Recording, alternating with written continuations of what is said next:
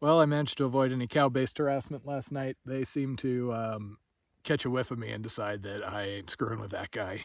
Did have a bunch of coyotes, could hear them all around me. Not really loud enough where I could capture it on video, unfortunately, but I always love lying there and listening to it. Unfortunately, I was so beat last night that I'm like, hey, coyotes, that's really... But that's okay. I made 27 miles yesterday, so I'm feeling pretty good about that. So just ahead, the red line is going to rejoin Sage Creek Road, so everybody who shortcutted and did the road walk, I will be running into them again, except they're probably like a day ahead. Personally, I am very glad that I didn't go that way. I was tempted because I got a lot of dire warnings from the few people I talked to in Rawlins about how the water sources out here were questionable, and it was just really rough on the red line, you know, no, do the road walk.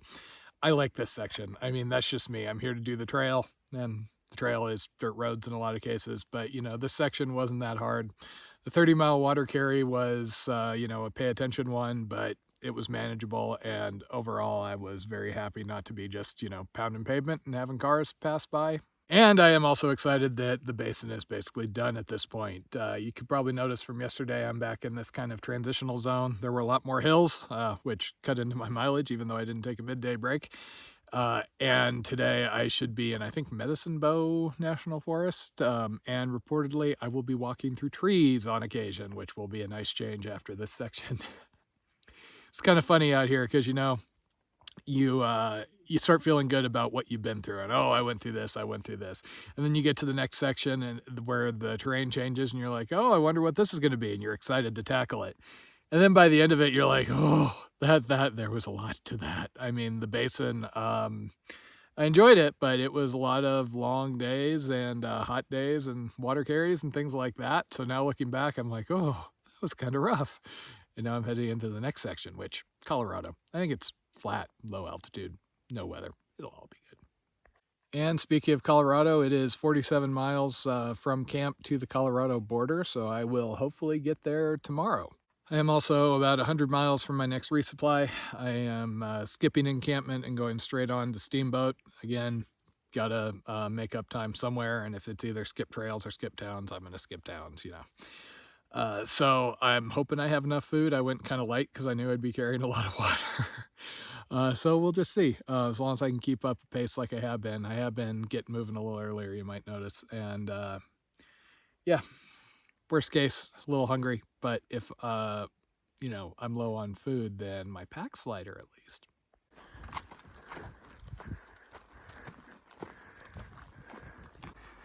My fingers are actually frozen this morning.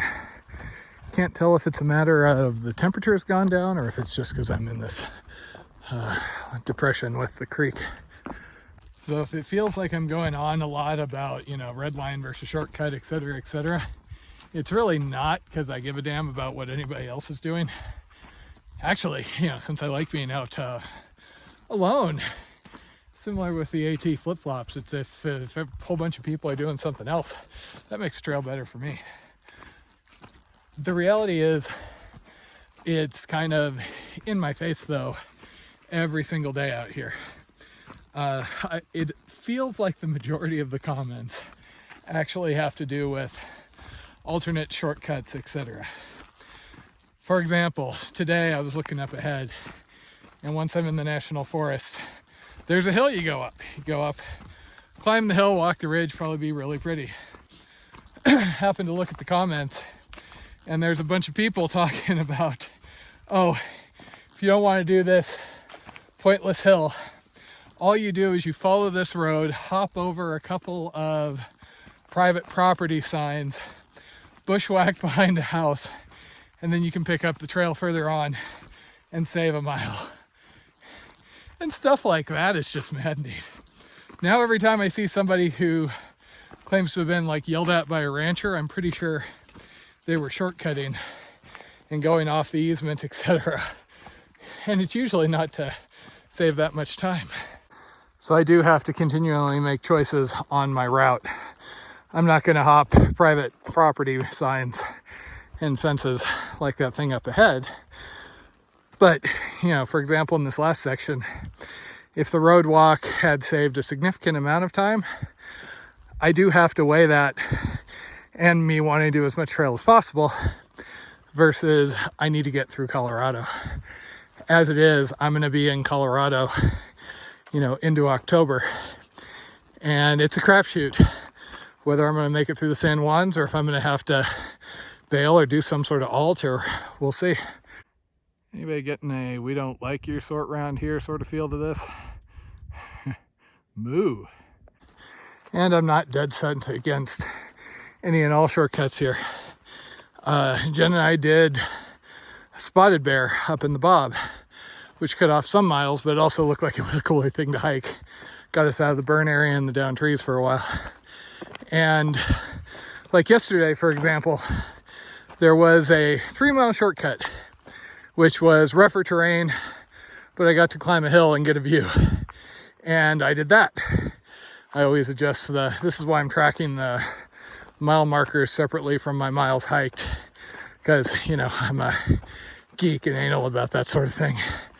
To this point where I'm, a couple of days from the halfway-ish mark, I have not had to do any sort of a significant pavement road walk. See, these are the sort of things I don't jump. Trail takes a shortcut straight up. And I'm fine with doing those where I need to, but if the choice is pavement or something like the last couple of days, personally, I know what I'd rather hike. Well, this is a fun way to start the morning. Early morning calf cranker. Yeah, no idea where all this haze is coming from. When Jen and I first started looking into the CDT seriously, we actually started freaking out because we're looking at the start and stop dates, and we're looking at the oft quoted 3,100 miles going, that's a lot of very, very long days. And then I looked into it more, read an old guide by Jackie McDonald, and per that, you can actually cut it down to 2,200 miles, taking every alt, bypass, shortcut, etc. And then sure enough, you meet people out here and you kind of get a sense for, oh, that person way faster than me. Oh, that person, I'm kind of faster than them. And I was concerned about my ability to make it through this within the weather window. And I start looking, and sure enough, most of the people I knew that I was like, oh yeah, I'm probably a little faster than them, did not do the whole 3,100 miles. Lots of road walks, stuff like that. And I'm happy people are doing whatever makes them happy. But it is kind of hits the whole camaraderie thing when you're reminiscing about XYZ long trail with somebody and you make a comment about something and they're like, oh yeah, we didn't do that section. I mean, imagine on the PCT or the AT, somebody just skipping like Vermont or Oregon. That's basically Idaho out here on the CDT. From all the comments and posts and things, I swear, more people avoided it than actually hiked it. And at this point, I mean, I'm far from confident that I'm going to make it this year. I mean, I never am. I tend to be a realist. I didn't actually believe deep down that I was going to finish the PCT till I was about 6 miles away from the finish. At which point, if I broke my leg, I could crawl. Here, I mean, the weather window, that's all of us are talking about. Get through southern Colorado, get through southern Colorado. We all don't mind freezing through New Mexico, but trying to make it in the weather window between the San Juans and Glacier without early season snow, late season snow seems to be the whole trick on this trail. I mean, it's no different. PCT, it's Whitney to the Cascades, basically. And then the AT, of course. That thing's a freaking highway. There almost is no weather window. At the end of the day, I feel like I've done too many sacrifices to be out here, to stay out here, etc. Never mind all the hard work to make any compromises on what I wanted to do out here. Hence, redlining for the vast majority.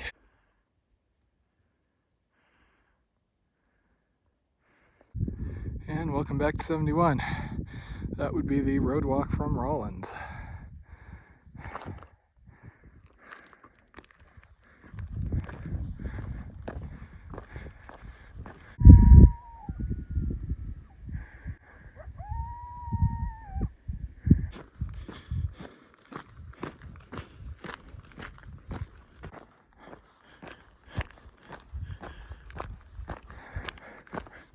And yeehaw, back to the forest.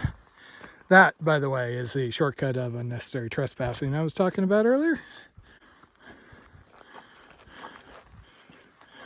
Man, this trail is getting dangerously close to actually, passing through some trees. Yeah. Gotta say, as much as the smoke or the haze is kind of a bummer, I was expecting to have a lot more of this before I got here.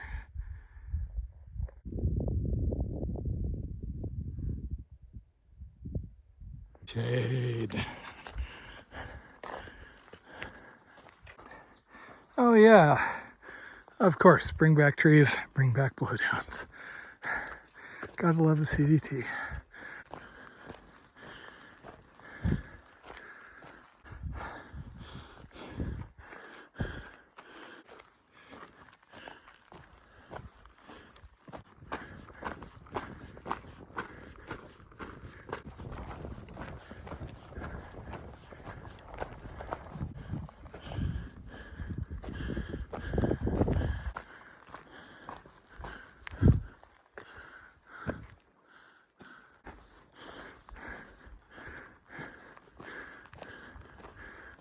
And another water carry. This one's about 12, 13 miles, but involves a fair climb. So I've filled up everything. I'm gonna try and do that and get to the next water before I stop tonight. Just ran across the first fellow hiker since Rollins.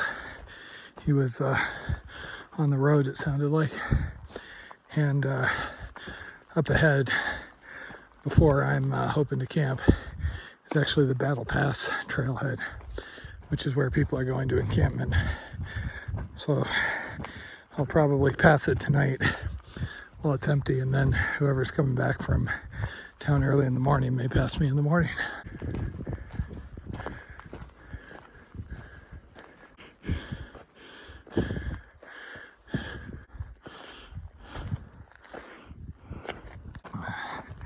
In and out of the forest, I'm up above 10.5, at least for a little while. Bridger Peak's going to be up ahead, and then I drop down. And that would be Bridger Mountain. I gotta get up and over that mound, and I'm gonna have another 5 miles. Unfortunately, it's already 6 o'clock, so I'm cutting it a little tight, but I'm gonna need water for the night. So I just gotta book it down to Battle Pass, where everybody exits for encampment, and then continue on up the next hill where there's supposed to be a water source. I think I do some of these side trips just because of all the comments on gut hooks about people going around sticking to the roads. Shame about the smoke or whatever it is, but yeah, almost 11,000 feet. Based on gut hook comments and the fact I've had dogs barking at me, looks like this might be a sheep herding area. Huh. At least it's right side up.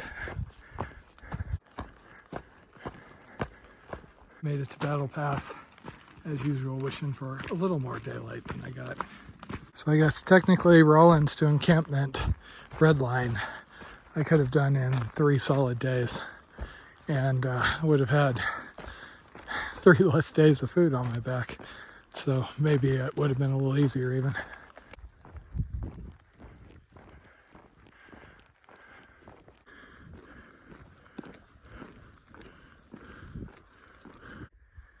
There's a pit toilet here. I was kind of hoping for a trash can. I have some extra bottles that I've been using for water. And now this is unexpected. CDT trail magic. Man, I swear, I just keep falling further behind people. Okay, so good news is with that cache, I now have enough water to camp. Unfortunately, the sign right after that said private property. So I don't have to push onto the water source, but I gotta push on to at least clear private property. Okay, 8:21. As soon as I got out of that private property area, I went out on a saddle looking for a place to camp. Looks like there'd be plenty of spots back here, but either I'm not finding them or they all have dead trees looming over them. So this is gonna have to work for the night. Home sweet home for the night.